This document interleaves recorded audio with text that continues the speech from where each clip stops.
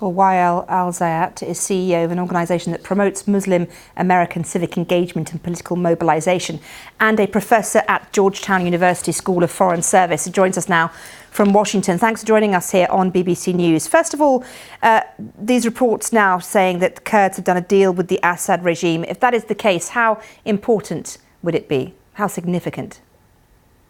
It's quite significant potentially, because it will enable the Syrian regime to move into areas it has long sought to reclaim its control over. And quite frankly, it hands the regime the areas on a silver platter, because those are the areas that the international community and 80 some odd countries fought very hard to liberate from ISIS.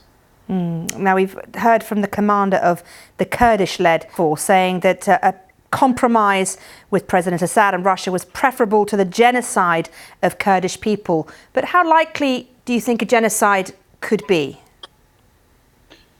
From the perspective of the YPG, these Kurdish militias, one can sympathize with their views that this could be a genocide against them, their fighters, their families. Certainly, I would be worried if I were them, if the Turks and their allied Arab militias were moving against them. These particular Arab militias were actually evicted by the YPG in an ethnic cleansing campaign a few years ago. So there's some bad blood between them. But I do not accept the statement that there is an impending genocide against all Kurdish Syrians. Kurdish Syrians account to about 10 to 12% of the population, and the Turkish operation and the Syrian allies of theirs are not interested in annihilating all the Syrian Kurds. They are specifically going after YPG. And in terms of ISIS in northern Syria, how worried should we be about what's happening now and its impact on ISIS fighters that are there? We should be worried as well. This chaos, this fighting between a NATO ally and counter-ISIS partners, and the possibility of the regime and the Russians benefiting from it creates a vacuum, clearly. I mean, there's some prisons that have already been attacked, and some people have escaped from them. So this group can easily merge into the local population, go underground, and recruit again. And so I would be concerned, though I don't assess this to be a major crisis yet, because the caliphate, as it was called, was defeated physically, and it's going to take a lot of things happening for it to come back to the strength that it was before. But it's certainly a security challenge, and they have the capacity and the willingness to carry out suicide bombings and other violent attacks against quote-unquote soft targets in Europe and elsewhere.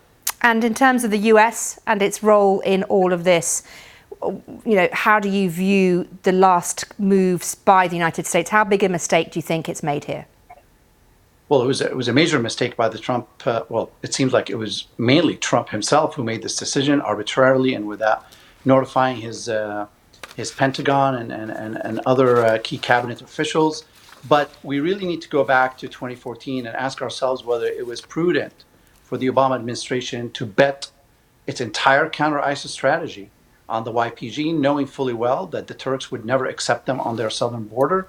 And a lot of the Syrian people don't identify with the YPG. But what alternatives? They're a minority of a minority. But what alternatives did the Obama administration have at that point? It did. It could have supported the moderate Syrian opposition and the FSA fighters who were in Aleppo and who were in Dar'a and who were throughout the country against the Syrian regime and the Russian Air Force. But that was going to be your most reliable, credible ground force. And unfortunately, that's not the decision that was taken.